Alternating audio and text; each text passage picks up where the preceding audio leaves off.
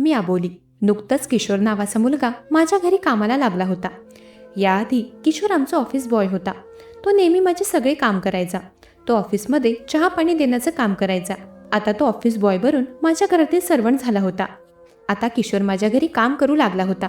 तो माझ्या घरात माझ्यासोबतच राहायचा. तर झालं असं, मी माझी आधीची कंपनी स्विच केली. जशी मी तिथून गेले तसं किशोरचाही तिथला जॉब सुटला.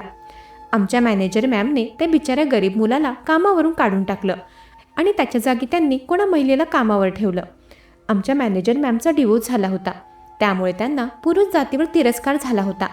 त्या नेहमीच किशोरवर चिडत असायच्या आणि ते मी बऱ्याचदा बघितलं होतं. जेव्हा मी माझ्या जुन्या कंपनीत PFच्या कामं करता गेले होते तेव्हा किशोर व माझी भेट झाली. त्याला कंपनीच्या दारात पाहून मी त्याची विचारपूस केली. तेव्हा त्याने मला रडतच त्याची सगळी कहाणी सांगितली. तो कामासाठी माझ्याकडे गयावया करू लागला. मग मी त्याला माझ्या घरी घेऊन आले. किशोरला घरातील सगळी कामं जमायचीत. आता कंपनी स्विच केल्यापासून नवीन कंपनीत माझ्यावर कामाचा लोड वाढला होता. आता पद वाढलं, पेमेंट वाढला, तसंच कामाचा लोडही वाढला होता.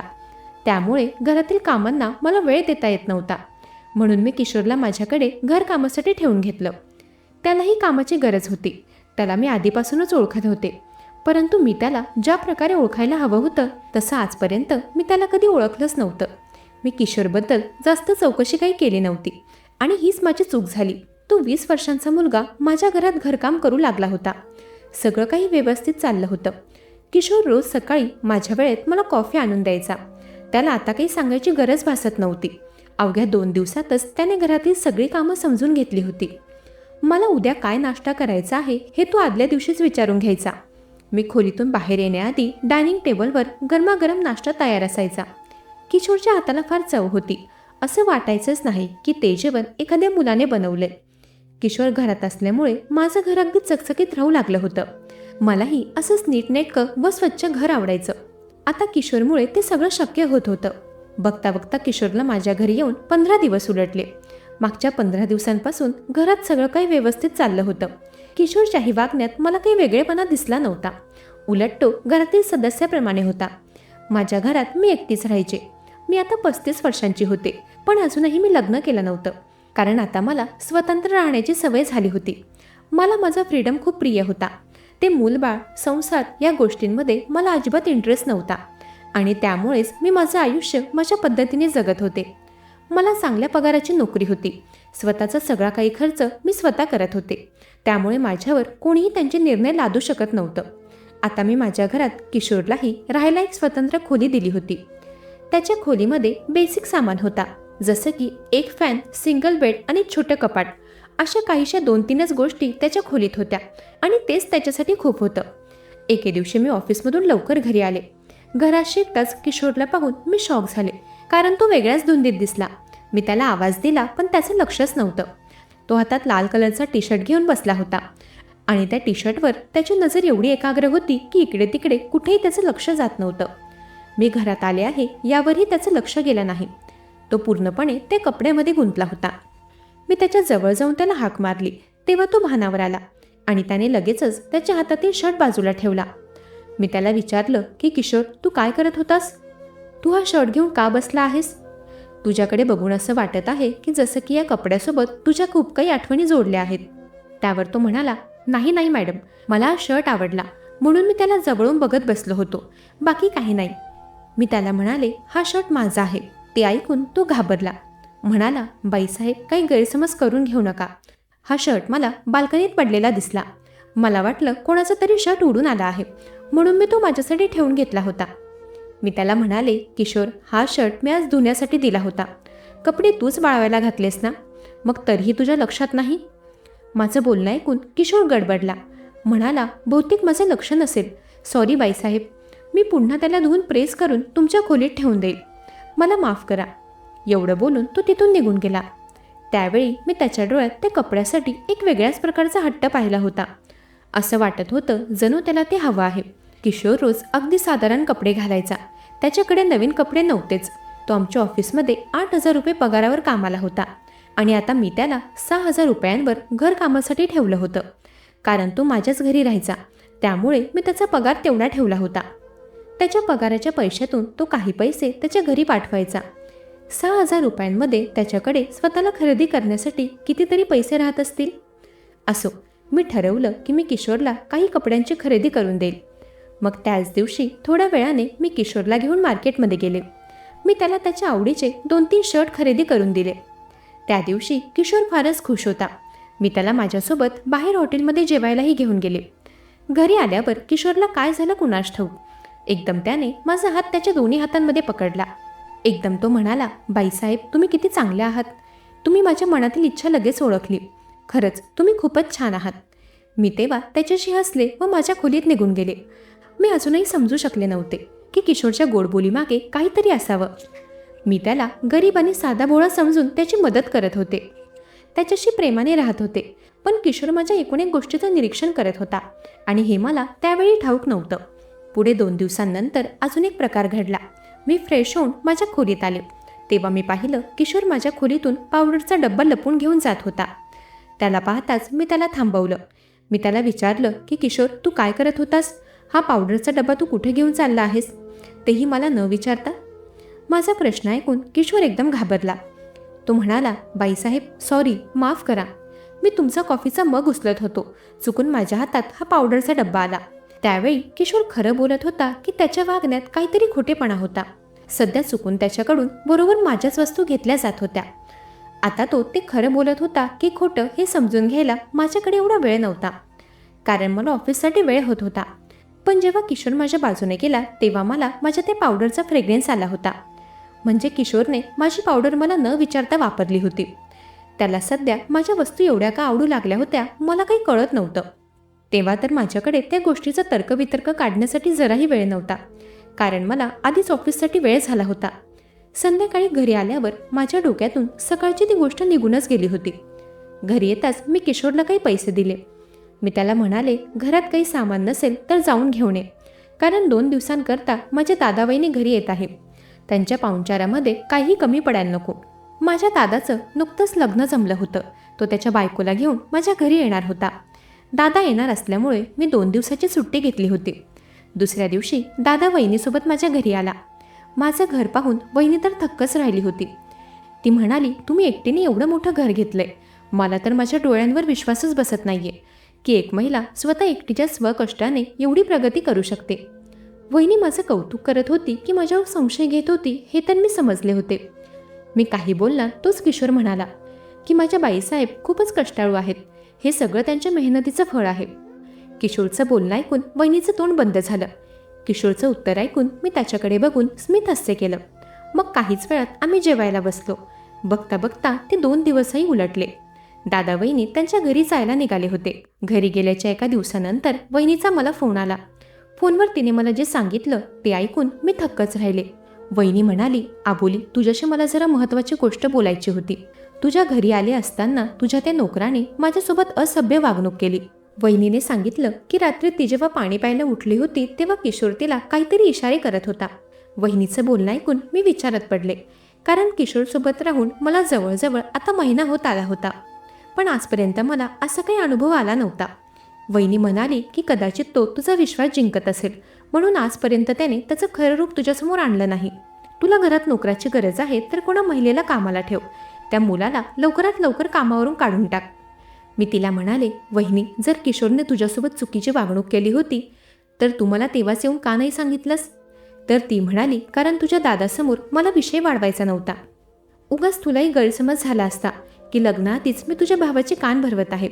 तुझा फ्रीडम मला बघवला गेला नाही असं तुला वाटलं असतं, म्हणून मी तुझ्या दादासमोर काही बोलले नाही. आबोली, आता मी जे काही सांगितलं आहे त्या गोष्टीचा विचार कर. त्या नोकराला कामावरून काढ. एवढं बोलून वहिनीने फोन ठेवला. मला समजत नव्हतं की 2 दिवसातच किशोर वहिनीसोबत असं का वागला होता. त्या दिवशी घरी येताच मी किशोरला वहिनीने सांगितलेलं सगळं काही सांगितलं. मी त्याला जाब विचारला की तू घरी येणाऱ्या पाहुण्यांशी, विशेष म्हणजे एखाद्या महिलेशी असं कसं वागू शकतोस? आता वहिनीचं बोलणं ऐकल्यावर तर मला तुला कामावरून काढावंच लागेल. मी असं बोलताच किशोर माझ्या पायाशी पडला. तो म्हणाला, मॅडम, प्लीज असं काही करू नका. मी तुमच्या वहिनीसोबत अजिबात चुकीचं वागलो नाही. त्यांना गैरसमज झाला असेल. उलट मी त्यांना तुमच्याबद्दल फोनवर बोलताना ऐकलं होतं. त्या कोणा नातेवाईकांशी तुमच्याबद्दल बोलत होत्या की आबोली एकटी राहते, 35 वर्षांची झाली आहे, तरी अजून तिने लग्न केलं नाही. असं काहीसं त्या बोलत होत्या. त्या गोष्टी मी तुम्हाला सांगणार नव्हतो, कारण हा तुमचा कौटुंबिक विषय आहे. पण आता माझ्यावर असे आरोप लागत आहेत म्हटल्यावर मलाही खरं काय ते सांगावं लागलं. कदाचित वहिनींना वाटत असेल की मी तुम्हाला सांगेल की त्या तुमच्याबद्दल कोणाशी तरी बोलत होत्या. त्याचीच भीती असेल त्यांच्या मनात, म्हणून त्या माझ्याबद्दल खोटं काहीही सांगत आहेत. किशोरचं उत्तर ऐकून मी सगळं समजले होते की वहिनीने त्याच्याविषयी माझे कान का भरले. खरंच तिच्या डोळ्यात माझी स्वतंत्रता खुपली होती. कदाचित माझी बरोबरी कधीच माझ्या वहिनीला जमणार नव्हती आणि म्हणूनच ती माझ्यावर जळू लागली होती. मी किशोरला म्हणाले, ठीक आहे, जाऊ दे, जे झालं त्याच्याकडे दुर्लक्ष कर. त्या दिवशी मी त्याला शाबासकी द्यायला विसरले होते, म्हणून तेव्हा मी त्याला म्हणाले की किशोर, तू त्या दिवशी दादा वहिनीसमोर माझं जे कौतुक केलं त्यासाठी खूप खूप धन्यवाद. मला माहीत नव्हतं की तुला एवढं बोलताही येतं. आजपर्यंत मी फक्त एवढंच ऐकलंय, हो मॅडम, नाही मॅडम, बस. त्यावर तो हसतच म्हणाला, मॅडम, तुमचं तर मी खूप कौतुक करू शकतो, कारण तुम्ही तेवढ्या गोड आहातच. त्या दिवशी मला संधी मिळाली तसं मी थोडंफार 2 शब्दांमध्ये जे आहे ते कौतुक केलं. तेव्हा मी किशोरच्या पाठीवर शाबासकीचा हात फिरवला आणि त्याचं कौतुक केलं. मग त्यानंतर तो किचनमध्ये स्वयंपाक बनवायला गेला आणि मी माझ्या खोलीत गेले. त्या दिवशी वहिनीने मला एक योग्य तो इशारा दिला होता, परंतु मी मूर्ख होते की मी त्याकडे दुर्लक्ष केलं. पण म्हणतात ना, एखादी गोष्ट जर नियतीला तुमच्यासमोर आणायची असेल तर वारंवार कुठल्या ना कुठल्या मार्गाने ती नकळत तुमच्यासमोर येतच असते. नियती वारंवार माझ्यासमोर किशोरचं खरं रूप समोर आणण्याचा प्रयत्न करत होती. पुन्हा दुसऱ्यांदा किशोरबद्दल मला एक गोष्ट माहीत झाली. रविवारच्या दिवशी माझ्या जुन्या कंपनीतील मैत्रीण जिया मला भेटायला माझ्या घरी आली होती. ती घरी येताच मी किशोरला चहा नाश्ता आणायला सांगितलं. किशोर जसा चहा नाश्ता घेऊन हॉलमध्ये आला तसं त्याला पाहून जिया जागची उठून बसली. तिचे डोळे मोठे झाले होते. किशोर पुन्हा किचनमध्ये जाताच जिया मला म्हणाली की आबोली, आपण तुझ्या खोलीत जाऊन बसूयात, इथे मला फार गरम होतंय.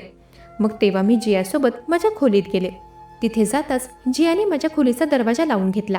ती माझ्या जवळ येऊन बसली. ती म्हणाली, आबोली, मला तुला खूप महत्त्वाची गोष्ट सांगायची आणि म्हणूनच मी तुला इथे एकांतात बोलावलंय.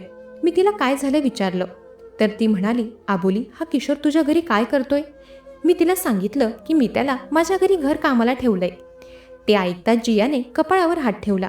ती म्हणाली, अरे देवा, आबोली, तू हे काय केलंस? तुला माहीत आहे किशोरला नोकरीवरून का काढण्यात आलं होतं ते? मी म्हणाले, हो, मला माहीत आहे. मला किशोरने सांगितलंय की मॅनेजर मॅडमने त्याला मुद्दामच नोकरीवरून काढलंय. असंही आपल्याला ठाऊकच आहे की मॅनेजर मॅडमला पुरुषांची ॲलर्जी आहे आणि म्हणूनच त्यांनी किशोरला कामावरून काढलंय. माझं बोलणं ऐकून जिया म्हणाली, ही सगळी कहाणी तुला त्या खोट्या किशोरने सांगितलेली दिसते आणि तू त्याच्यावर विश्वास ठेवलेलाही दिसतोय. अगं वेडाबाई, मॅनेजर मॅडमने त्याला स्वतःहून कामावरून काढलं नाही. तुला माहिती आहे काय झालं होतं ते? त्याला जेव्हा कामावरून काढण्यात आलं तेव्हा तू ऑफिसमध्ये नव्हतीस. तुला कंपनी स्विच करून बरेच दिवस झाले होते. तू गेल्यानंतर काही दिवसांनीच मॅनेजर मॅडमसोबत एक घटना घडली. लंच टायमिंगमध्ये जेव्हा मॅडम पॅन्ट्री एरियामध्ये गेल्या होत्या तेव्हा किशोरने त्यांच्यासोबत असभ्य वर्तवणूक केलं आणि त्यामुळेच मॅडमने त्याची कंप्लेंट केली व त्याला कामावरून काढण्यात आलं होतं. त्यावेळी त्या पॅन्ट्री रूममध्ये मॅम एकट्याच होत्या. किशोर त्यांच्यासोबत असं काही वागला होता की त्या घटनेनंतर मॅनेजर मॅम 2 दिवस तापाने फणफणल्या होत्या. आता हे ऐकूनच आपण अंदाज लावू शकतो की तो मुलगा मॅडमसोबत काय वागला असेल. तो एक नंबरचा ड्रामेबाज आहे. तू त्याला नीट ओळखू शकली नाहीयेस. तो खोटं बोलून इथे राहत आहे. त्याची नजर बदलण्याआधी त्याला इथून चालतं कर. पहिले वहिनी आणि आता जिया, त्या दोघींचंही बोलणं सारखंच होतं, फक्त घटना वेगवेगळ्या होत्या. दोघांनीही मला एकच संदेश दिला होता की किशोरला लवकरात लवकर तुझ्या घरून चालतं कर.